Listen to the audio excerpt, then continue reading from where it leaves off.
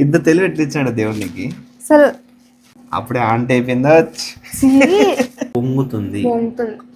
ఇద్దరం ఉన్నాము, ఇద్దరి పాలు పొంగినాక ఇంత పెద్ద పాల ప్యాకెట్, ఇంత పెద్ద పెరుగు ప్యాకెట్ పెడితే ఇంకేమనాల మనిషిని చెప్పు. పెరుగు పాలు పొంగనీగా రావేమైంది, పొంగవేమైంది. మళ్ళీ ఎలక్ట్రిక్ స్టవ్ ఎందుకు పొంగితే పాలు?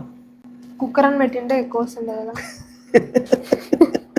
ఇంత తెలివి ఎట్లా ఇచ్చాడు దేవునికి? అసలు ఏమో అట్లా ఇచ్చినాడు నాకే. అప్పుడే ఆంటీ అయిపోయిందా? అంతా చెప్తున్నా. ఆంటీ కాదా పొంగు మాక్సిమం ఏమంటారు, స్పూన్ తీసి బయటికేద్దామా? ఇంత తెలివి ఎట్లా నీకు? అది పొంగకుండా ఇంకేం చేయాలా? చూద్దాం, పొంగుతామో చూద్దాం. పొరుగుతుంది కాదు, పొంగుతుంది. పొంగుతుంది పొంగుతుంది.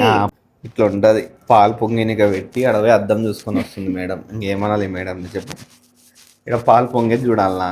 ఇక్కడ పోయి ఆడ అద్దాలు ఉంటే నువ్వు చూస్తావు. ఇక్కడ పాలు చూసుకోయే అంటే చక్కెర తినుకుంటా, ఉప్పులు తినుకుంటా కూర్చో. చక్కెర తీయగా చూస్తున్నా.